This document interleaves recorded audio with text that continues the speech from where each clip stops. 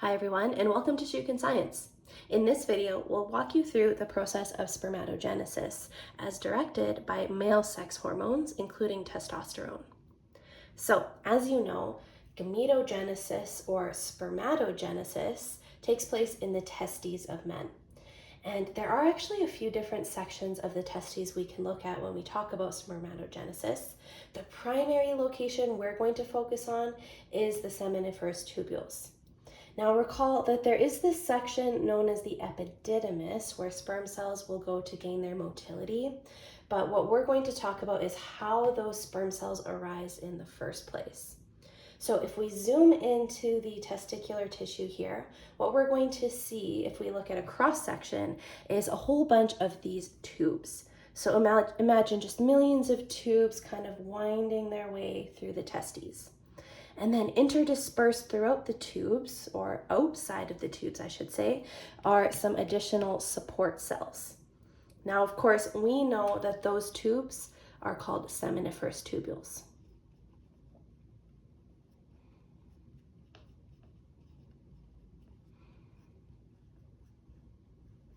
And like I mentioned in my previous video, the seminiferous tubules, their job is really just to make sperm, and a lot of sperm. Whereas the cells that lay just outside the seminiferous tubules, those are known as interstitial cells or Leydig cells.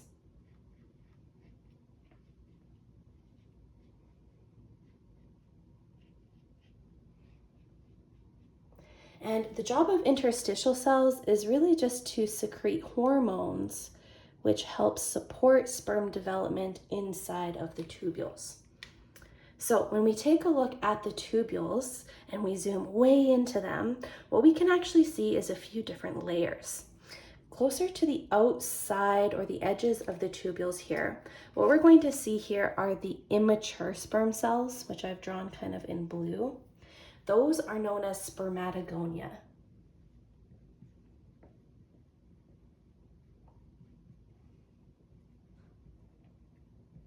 Now, spermatogonia are diploid germ cells, which means that they have a full set of chromosomes.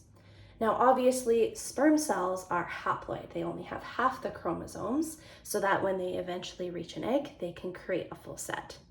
Now, the spermatogonia, they're going to undergo a process known as meiosis. So each of these spermatogonia is going to divide into some new daughter cells. So after meiosis 1, there will be double the amount of those immature spermatogonia, or those precursor cells. And then those cells that were just formed through meiosis 1 will divide again. They'll undergo meiosis 2, and those are going to make haploid spermatids. And you can actually start to see their tails forming. If you look at cross sections of this tissue under a microscope, you'll see all sorts of stringy bits kind of towards the center of the tubules. Those are actually the tails of the mature sperm cells.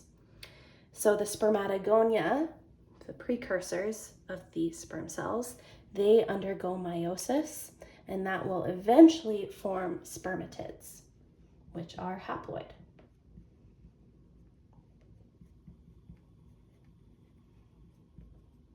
And then when the sperm are ready to be released, the tubules will actually contract and push those sperm cells through the lumen. They'll make their way into the epididymis. They'll stay there for a while to become fully motile, and then they will leave through the vas deferens. Okay, so there's actually one additional type of cell that I've drawn in pink here that we would also find inside the tubules themselves, and those are known as Sertoli cells. Sertoli cells do not give rise to spermatids. Instead, they make lots of energy to help the sperm cells mature.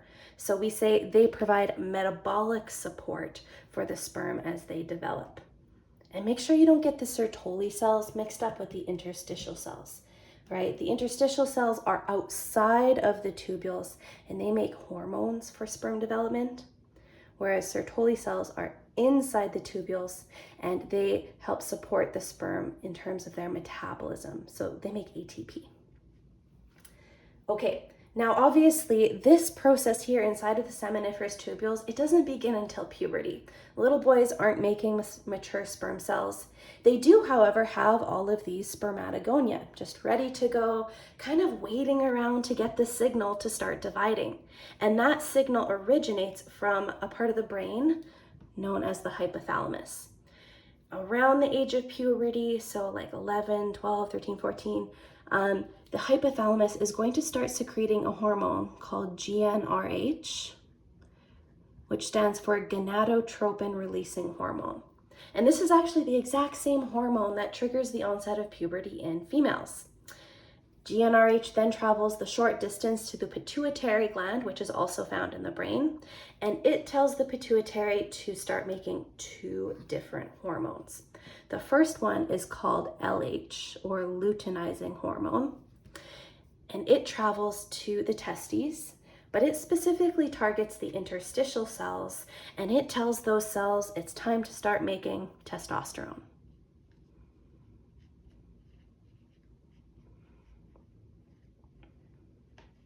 The other hormone that is secreted by the pituitary in response to GnRH is called follicle stimulating hormone, or FSH.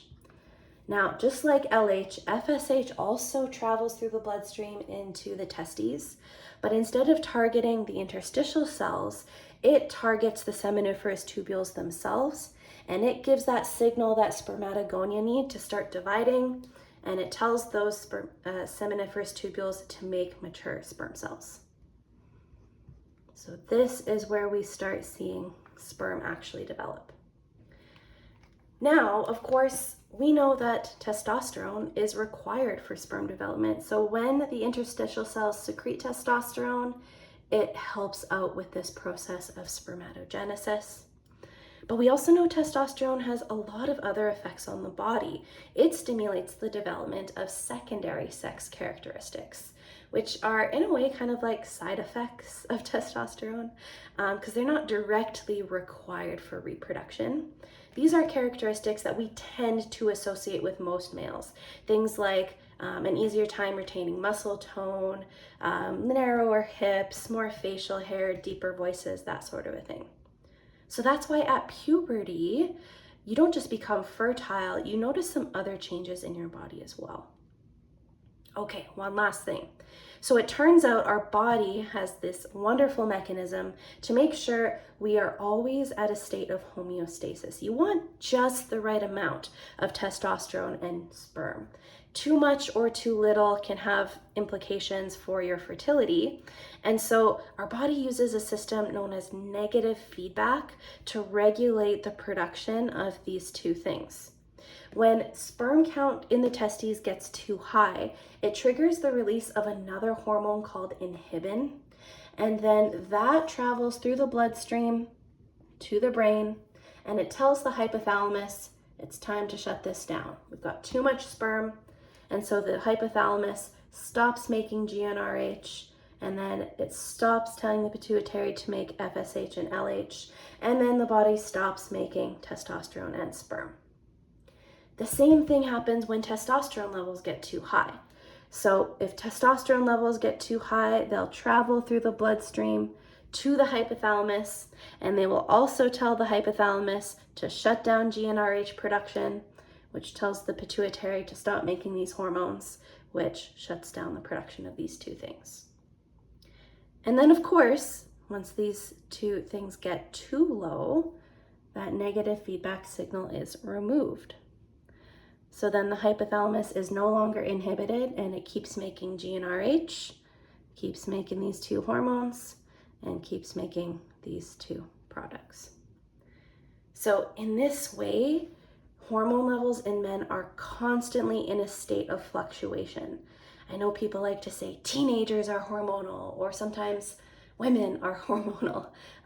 Turns out everyone's hormonal. It's just everyone has different hormone cycles. So in men, on a daily basis, you're seeing these peaks in testosterone and sperm, and then negative feedback will shut it down. And then it will stop, so it will go back up, and then it will shut down. So this is happening every day in terms of your testosterone and sperm levels, and this is a good thing. This maintains a state of balance in your body. So you really don't want to mess around with this feedback loop by taking hormone supplements. Things like steroids can really throw this off balance. And the only reason you would ever want to take those things is if you are not producing enough of these things naturally. So if a doctor prescribes it to you, then obviously it's okay to help supplement this feedback loop. But if you're healthy and you're already making enough testosterone and sperm, it's actually quite dangerous to have supplements because you're going to trigger the negative feedback. And then your body's going to stop making these things on its own. And well, we know some of the side effects that would ensue. Anyways, I hope that was helpful. That is spermatogenesis. Thanks, everyone.